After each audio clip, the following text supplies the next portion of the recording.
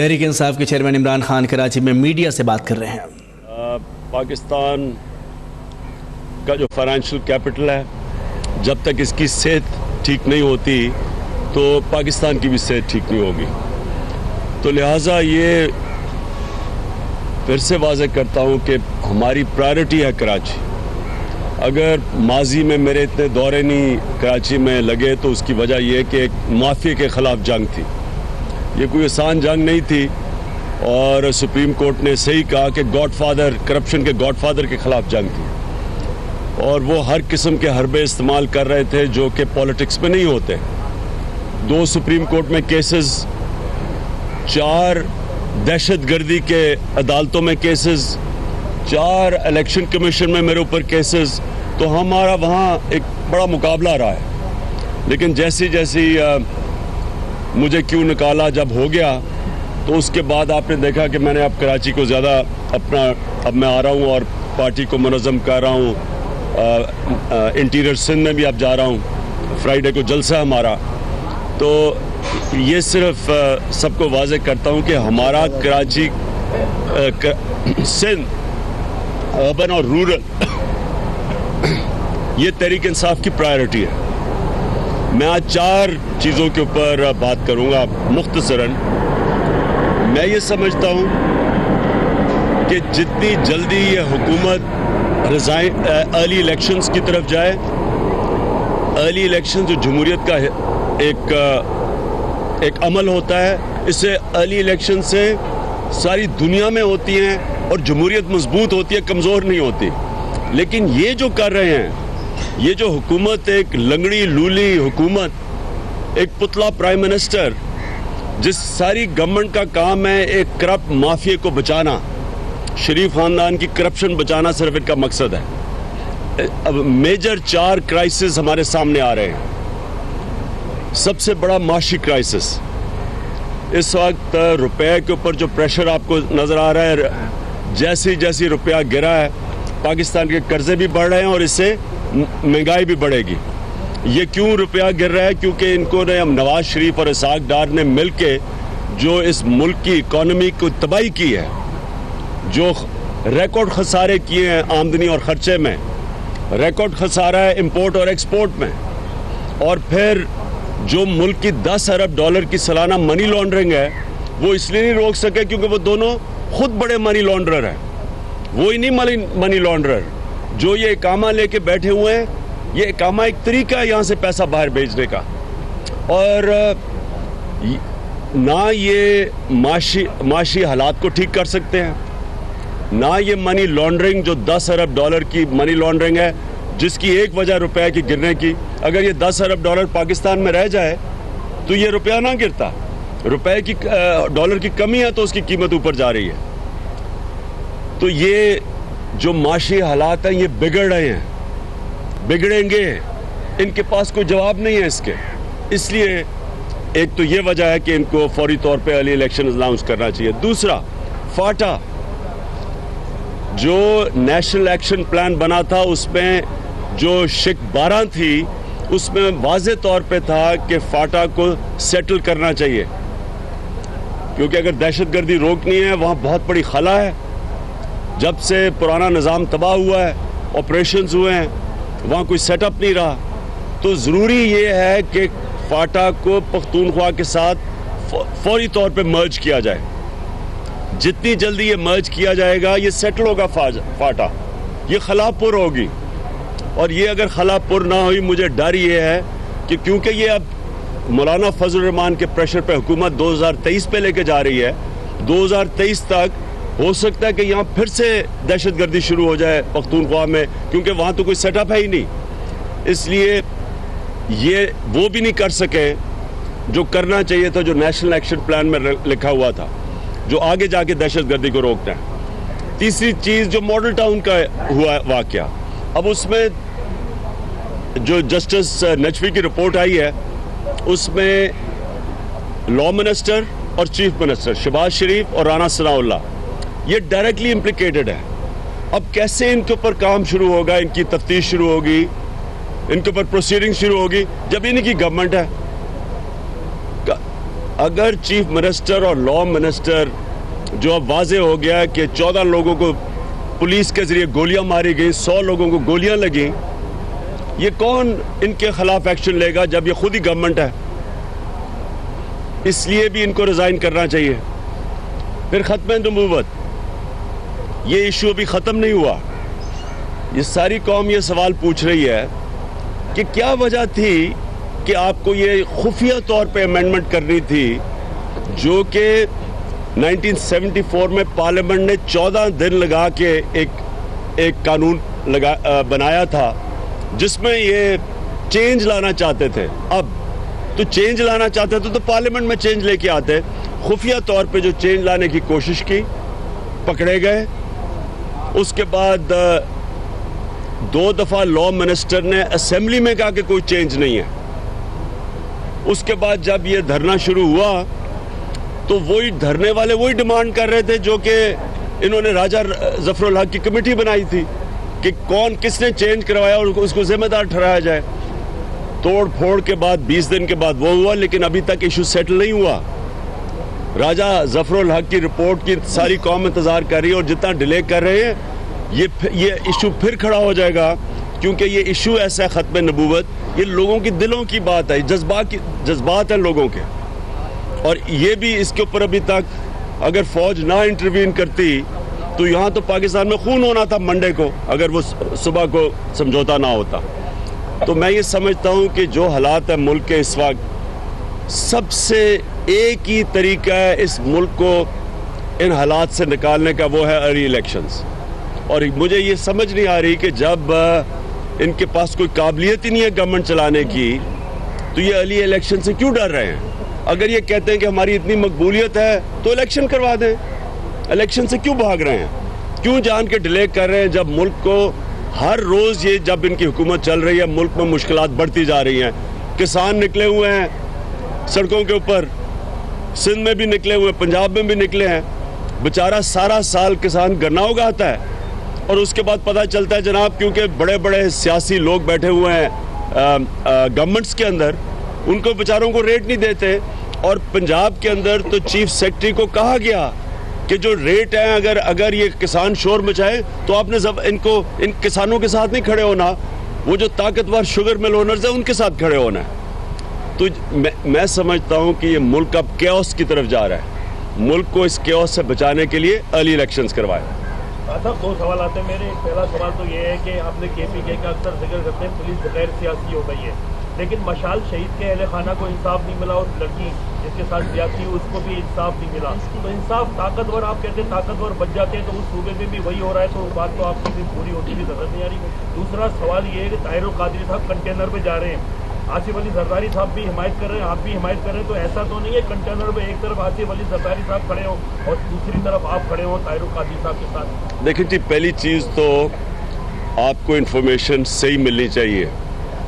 मिशाल खान के केस में सारे 55 या 56 लोग जो उसमें जिम्मेदार थे सारों को पकड़ के जेल में डाल दिया। और जो DI खान का केस हुआ था, 9 लोग नॉमिनेट किए गए थे FIR में, 24 घंटे में 8 पकड़े गए थे। और इस पेशावर हाई कोर्ट ने पुलिस की तारीफ की जिस तरह उन्होंने एक्शन लिया वहाँ। तो ये जो भी ये बातें कर रहे हैं कि पख्तूनख्वा में पुलिस ने इन 2 इश्यूज़ पे एक्शन नहीं लिया, ये बिल्कुल आपको गलत इन्फॉर्मेशन है। ये आप कंफर्म कर सकते हैं दोनों में।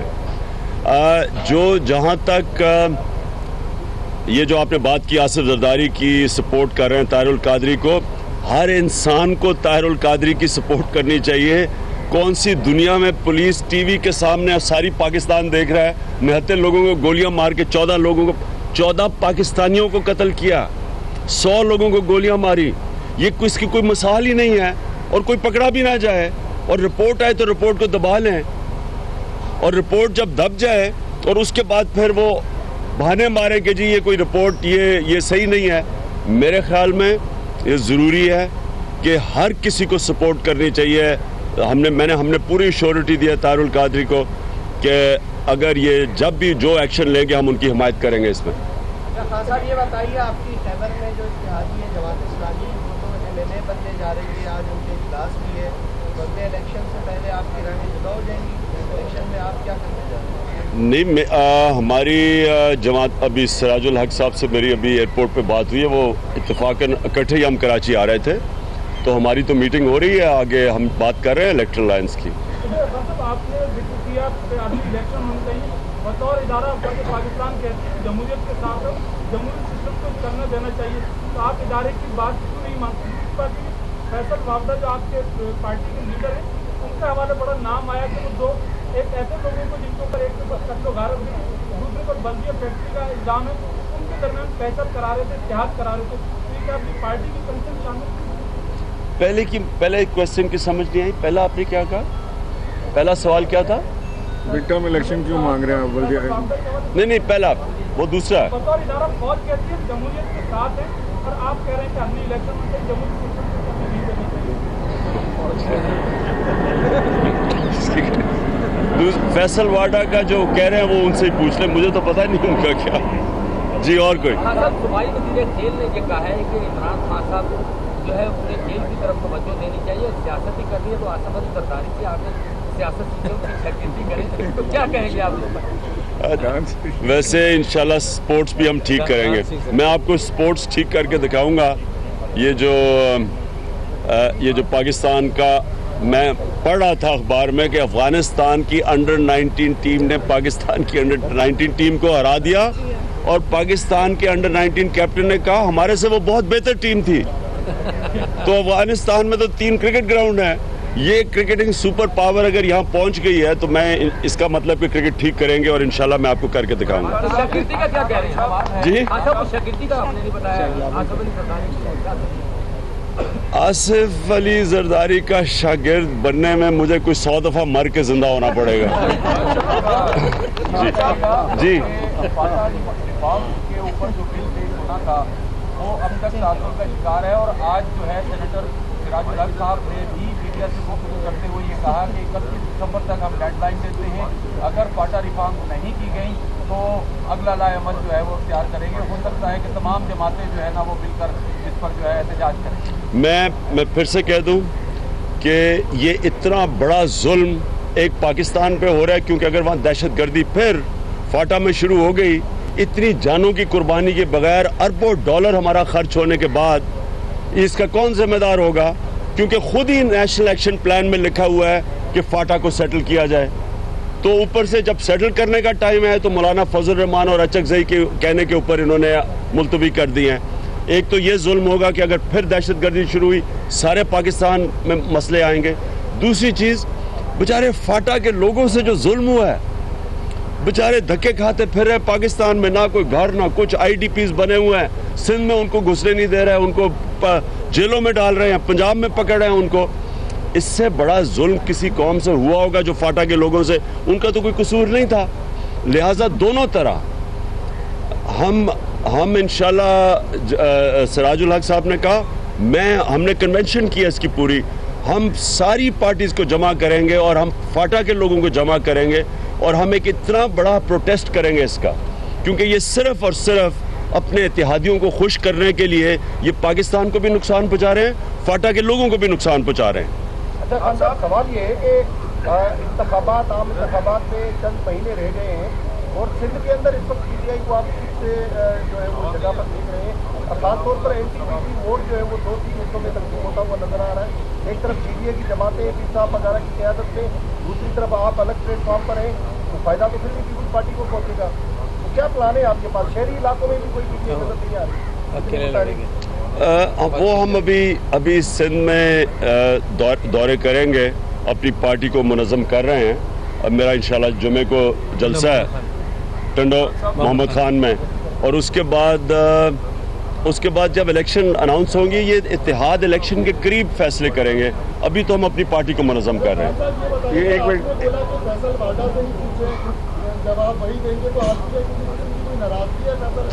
नहीं, क्योंकि नहीं, मैं अर्ज करूँ, फैसल वाडा ज़बरदस्त टेलीविज़न के ऊपर तहरीक इंसाफ का ज़बरदस्त मौक़िफ़ रखते हैं, लेकिन मुझे इस चीज़ का इल्म नहीं है, इसलिए मैं कह रहा हूँ, मुझे तो नहीं पता, मेरे से तो नहीं पूछा किसी ने। यरूशलेम में अमेरिका ने अपना जो सफारत खाना शिफ्ट किया है, इस इसराइल की तरफ से पूरी मुस्लिम उम्मा पर इसका चैलेंज किया गया, पीटीआई उस पर क्यों खामोशी इख्तियार किए हुए है? और दूसरा सवाल ये है कि अगले इंतखाबात में आप सिंध के अवाम को क्या देखें? देखें, जो हुआ है जेरूसलम में और जो ट्रंप ने जो स्टेटमेंट दिया कैपिटल बनाने की, ये सारी मुसलमान दुनिया कोई नहीं सिर्फ तकलीफ पहुंची, ये जो सारे यूरोप के अंदर ये और लोगों को जो इंसान हैं उन सबको, इंसानों को तकलीफ हुई है, क्योंकि ये सिर्फ इस मुसलमानों को तो हुई है तकलीफ, बाकी लोगों को भी बहुत तकलीफ हुई है जिनके अंदर भी कोई इंसानी हुकूक की कदरें हैं उनके दिलों में। ये एक ऐसा स्टेप लिया है, मुझे ख़दशा ये है कि इससे दहशतगर्दी बढ़ेगी। दहशतगर्दी एक हथियार होता है कमज़ोर का। अब वो फ़लस्तीनियों के पास तो कोई फ़ौजें नहीं है, ना उनके पास कोई टैंक है, ना कोई जहाज़ है, तो वो क्या करेंगे? आखिर में वो अपने आप को ही हथियार बना के लड़ेंगे। इससे ये आने वाले दिनों में मेरे ख्याल में नफ़रतें बढ़ेंगी, अमेरिका के ख़िलाफ़ भी, इसराइल के ख़िलाफ़ भी, और ये कन्वर्ट होगी एंड में, क्योंकि मुसलमान कमज़ोर हैं इस वक्त, तो ये फिर दहशतगर्दी में कन्वर्ट हो जाएगी। ये इसने ट्रंप के फ़ैसले ने दुनिया में इंतशार इससे फैलेगा। और दूसरी चीज़, एक चीज़ अब लोगों को, मुसलमानों को वाज़े हो गया कि यहाँ कोई यूनाइटेड नेशंस कोई किसी किस्म का इंसाफ नहीं कर सकती। यहाँ जंगल का कानून है, माइट इज़ राइट, जो ताकतवर है वो जो मर्ज़ी चाहता कर ले। और इसलिए मैं इस वक्त कहता हूँ उन लोगों से जो बार बार हमारी फ़ौज को बुरा भला कहते हैं, जिसमें नून लीग आगे है। नून लीग कभी भी नहीं हुआ कि गवर्नमेंट में हो कि कोई फ़ौज को इस तरह बदनाम करे जो PMLN कर रही है। और मैं सिर्फ इनको ये कहना चाहता हूँ कि अगर कोई फ़ौज गलती करती है तो तनकीद करे, हमने भी की हुई है फ़ौज की तनकीद, लेकिन जब फ़ौज आइन के साथ खड़ी हुई है और कह रही है कि हम पाकिस्तान की जमहूरियत के साथ खड़े हैं, ये सिर्फ और सिर्फ तनकीद इसलिए कर रहे हैं कि अपने जो नवाज शरीफ ख़ानदान के जो पकड़े गए हैं 300 अरब रुपया या मुल्क से चोरी करके बाहर लेके गए हैं, वो बजाय उसके जवाब दें वो फ़ौज को अटैक कर रहे हैं और अदलिया को अटैक कर रहे हैं। इससे ये जो जेरूसलम का जो सारा वाक़या हुआ, इससे ये साबित होता है कि अगर आप अपनी हिफाजत नहीं कर सकते, दुनिया आपकी हिफाजत नहीं करती, कोई यूनाइटेड नेशंस नहीं आएगा। इसलिए हमें पूरी कोशिश करनी चाहिए कि जो साजिश है हमारी फ़ौज को कमज़ोर करने की, बड़े वाज़े तौर पे एक इंटरनेशनल साजिश है, हमारे लोग उसमें ना शिरकत करें। हम शुक्र करें कि हमारे पास तकड़ी फ़ौज है, ताकि अगर हमारे ऊपर कोई ताकतवर कुछ कोशिश करेगा पाकिस्तान के ऊपर किसी किस्म की कार्रवाई करने की, तो हमारे पास एक फ़ौज है हमें बचाने के लिए। ये बताइएगा आप पार्टी को सिंध से मुनज़्ज़म करने की कोशिश कर रहे हैं, सिंध में जा भी रहे हैं, लेकिन कराची में जो है वो आपकी जमात जो है वो टूट का शिकार है, एक दूसरे से इख्तिलाफात रखते हैं लोग, जिसको कब ठीक करेंगे आप? देखिए, हमारी नहीं, 25 दिसंबर का जलसा बड़ा सीधा एक वजह है उसकी कि हम वो जलसा रखना चाहते हैं इलेक्शन के करीब। अब मज़ार कायद पे तो एक ही जलसा होगा ना। अब ये तो नहीं हो सकता कि 25 दिसंबर भी हो तो 2 महीने के बाद इलेक्शन हो तो फिर भी हो जाए। हमने वो असल में हमारा वो कराची में वो जलसा होगा बताने के लिए कि तहरीक इंसाफ सबसे बड़ी जमात है कराची की, इंशाअल्लाह। तो इसलिए आप इसकी बिल्कुल फिक्र ना करें कि ये पार्टी में लड़ाइयाँ हो रही हैं। लड़ाइयाँ तो मैं जितनी आप सोच रहे हैं कि लड़ाई हो रही है, उससे बहुत ज़्यादा हो रही हैं। आपको अंदाज़ा नहीं है कितनी लड़ाई हो रही है। लेकिन एक मिनट सुन लो, लेकिन ये बड़ी खुशाइन चीज़ है क्योंकि इतने ज़्यादा लोग पार्टी में ज्वाइन कर रहे हैं। लड़ाइयाँ तो होनी है। 8-9 साल पहले अमन था, ना कोई आ रहा था ना कोई जा रहा था, हम आराम से बैठे हुए थे। अब पार्टी तेज़ी से बढ़ रही है तो लड़ाइयाँ हो रही है। जी, ये बताइएगा, इतवार को मिलियन मार्च रखा है जमात-ए-इस्लामी ने के हवाले से, जो अमरीकी सदर ने बयान दिया उसके खिलाफ हमायत करते हैं आप? देखिए बिल्कुल हमायत करते हैं। ये तो सारी दुनिया में इस वक्त मुसलमानों में आग लगी हुई है। इतना बड़ा जुल्म किया।